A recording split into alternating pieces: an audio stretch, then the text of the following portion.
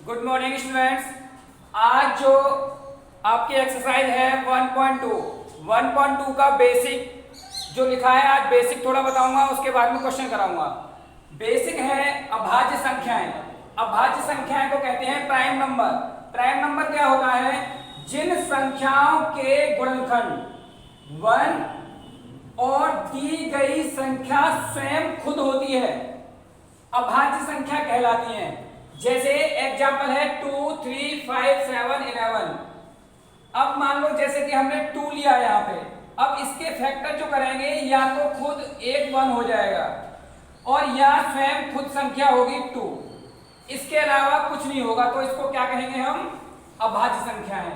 कोई सी हमने संख्या वहां से उठाई है, 90 ले लिया, अब इसके फैक्टर जो करेंगे या तो 1 होगा या फिर 90 खुद होगा, इसके अलावा कुछ नहीं होगा। तो इसको क्या कहेंगे? अभाज्य संख्याएं। आगे बात आती है भाज्य संख्याएं, को-प्राइम नंबर। तो को-प्राइम नंबर क्या होता है? वह संख्याएं जिनका स्वयं और एक के अतिरिक्त, इसका मतलब क्या है? अभाज्य संख्याएं शामिल हैं, उसके अतिरिक्त, उसके अलावा और भी फैक्टर होते हैं और भी गुणनखंड होते हैं। एक होगा स्वयं खुद संख्या होगी, उसके अलावा भी कुछ और होगा। जैसे एग्जाम्पल लिया है 4। अब 4 के जो फैक्टर होंगे 2 इंटू 2 इंटू 1 भी कर सकते हैं। 1 आया, 2 आया और स्वयं अगर लेंगे इसका तो एक 4 भी हो जाएगा। तो नंबर आया 1 2 4। तो 1 आया, खुद वो संख्या आई और उसके अलावा कोई दूसरा नंबर आया, तो इसको कहेंगे हम भाज्य संख्याएं। आगे जो बात आती है, कुछ नोट दिए गए हैं, ये कंपटीशन के लिए भी अच्छे हैं, क्वेश्चन पूछ लिए जाते हैं उसमें। संख्या 1 न तो भाज्य संख्या है और न अभाज्य। नेक्स्ट है संख्या 2 सबसे छोटी अभाज्य संख्या है और केवल 2 ही सम अभाज्य संख्या है। क्वेश्चन आता है जैसे कंपटीशन में कि कौन सी संख्या ऐसी है जो सम भी है और अभाज्य भी है। तो आप बताओगे 2 एक ऐसी संख्या है जो सबसे छोटी अभाज्य संख्या है और सम भी है वो। नेक्स्ट वाला है सबसे छोटी भाज्य सम संख्या। तो अगर पूछा जाएगा कि सबसे छोटी भाज्य सम संख्या 4 है और सबसे छोटी भाज्य, ये सबसे छोटी भाज्य सम है 4 और सबसे छोटी भाज्य विषम संख्या के बारे में अगर पूछा जाएगा तो बताओगे आप 9। नेक्स्ट है 2 धनात्मक पूर्णांक a और b के लिए दोनों संख्याएं और उनके मासा और लासा के बीच क्या संबंध है? HCF और LCM के बीच क्या रिलेशन है?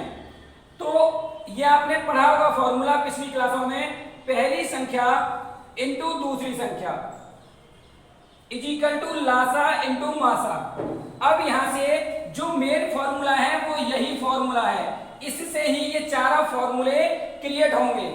अब पहली संख्या, अब यहां से मानो लासा निकालना है, तो लासा निकालने के लिए क्या करोगे? First digit into second digit और जो मासा है वो नीचे आ जाएगा अपॉन में, तो फॉर्मूला हमारा ये क्रिएट हो गया। मासा पूछना है, अगर मासा पूछेगा तो आप लिखोगे पहले first digit into second digit upon लासा। आगे नेक्स्ट है पहली संख्या, अगर आपको लासा दिया हुआ है, मासा दिया हुआ है और सेकंड संख्या दी गई है, पूछेगा कि फर्स्ट संख्या क्या होगी, तो आप क्या फॉर्मूला क्या बनेगा? पहली संख्या इज इक्वल टू लासा इंटू मासा अपॉन दूसरी संख्या। सेम प्रोसेसिंग यहां पर है, अगर दूसरी संख्या के बारे में पूछेगा तो लासा इंटू मासा अपॉन पहली संख्या। तो ये तो थे फॉर्मूले। आगे इन्हीं से रिलेटिव क्वेश्चन होंगे जो मैं आपको नेक्स्ट वीडियो में कराऊंगा। Thank you. 3 धनात्मक पूर्णांक a, b, c के लिए 3 संख्याएं और उनके लासा और मासा के बीच क्या रिलेशन होगा, क्या संबंध होगा? तो फॉर्मूला है 3 संख्याएं दे रखी हैं, तो सबसे पहले अगर पूछा उसने मासा क्या होगा उसका? HCF क्या होगा? तो तीनों संख्याओं की मल्टीप्लाई करनी होगी पहले आपको। उसके बाद में जो लासा आएगा तीनों संख्याओं का यहाँ पे लिखना होगा इनटू में। फिर क्या है, लासा ए बी का लासा निकालो, उसका जो मान निकल के आएगा आपको यहाँ रखना है, मल्टीप्लाई लासा BC का और इनटू लासा CA का।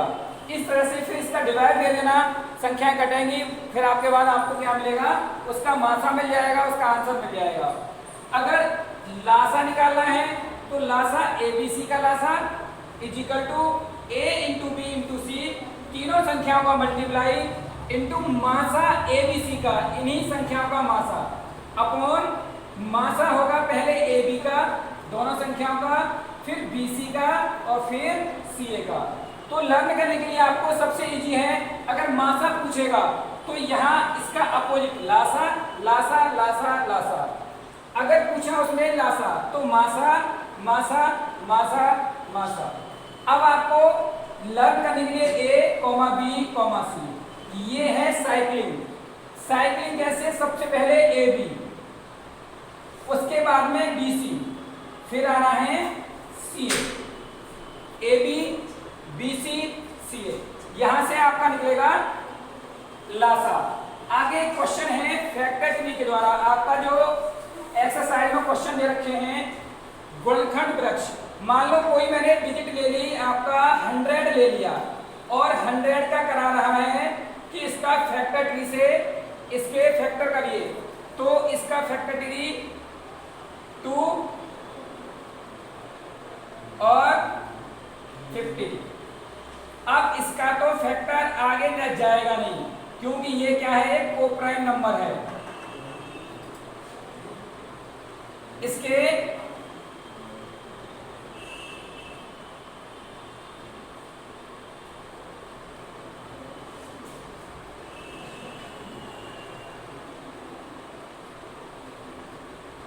तो ये हो गया आपका फैक्टर ट्री, इस तरह से आपको बनाना पड़ेगा।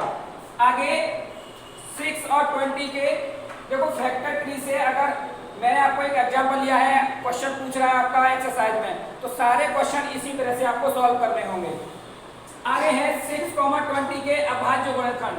6,20 के अभाज्य गुणनखंड निकलवा रहा है, तो आपको फैक्टर करिए इसके, जैसे आपने पिछली क्लासों में किया हुआ है। 2 3 10, 5 3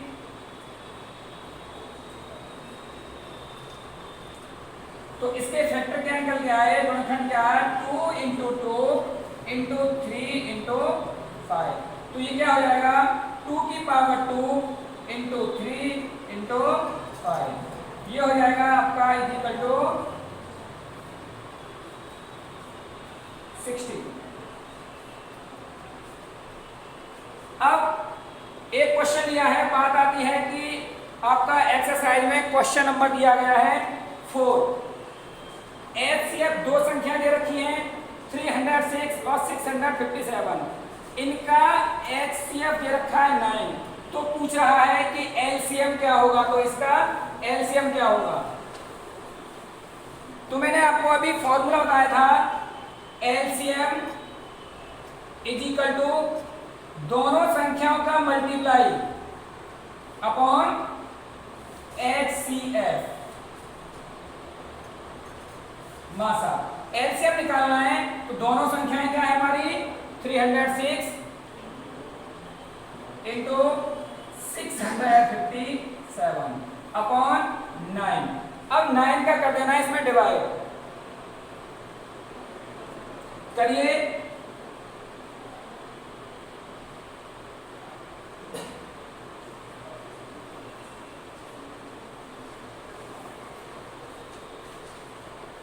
ये कट गया 6 7 सॉरी और 9 3 27।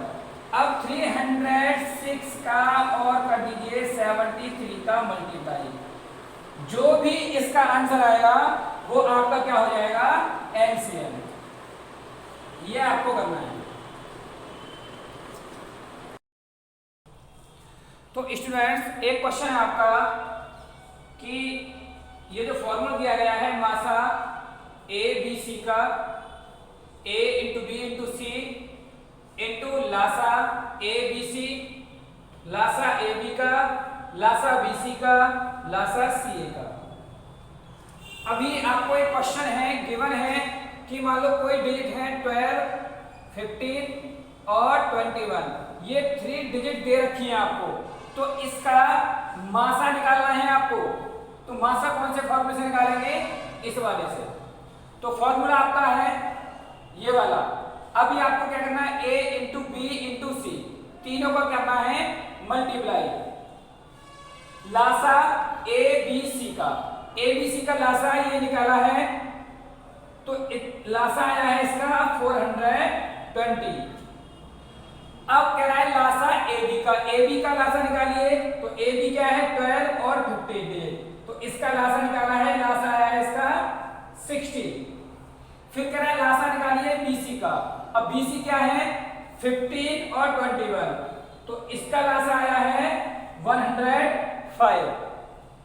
अब आगे है लासा सी ए का। अब सी ए का लासा, सी ए डिजिट कौन कौन सी हैं? 12 और 21, तो इसका जब हम एलसीएम निकालेंगे तो इसका एलसीएम आएगा 84। अब आपको फॉर्मूला आएंगे, तो यहाँ पे एबीसी इंटू एलसीएम एबीसी का, यहाँ पे एलसीएम एबी का, एलसीएम बीसी का और एलसीएम सीए का। अब यहाँ पे करना है आपको इसकी कैलकुलेशन। तो चलिए आइए कैलकुलेशन करते हैं। तो इस जीरो से ये जीरो कैंसिल, 6 7 या 42। अब 21 5 या 105। अब 5 3 जा 15 और 12 7 जा 84 और 7 से 7 कैंसिल, तो हमारा जो एलसीएम यहाँ पे बचा 3, ये आपका आंसर होगा। तो यहाँ पे मासा निकाला है और अब निकालना है यदि हमें लासा, तो लासा वाले फॉर्मूले को इसको लगाना है और आपको जैसे ये मासा निकाला है सेम उसी प्रकार से आप लासा भी कर सकते हो। तो इसको आप खुद करके देखना, ना आए तो फिर मेरे से आप क्वेरी करना, पूछना। ठीक है, ओके, थैंक यू।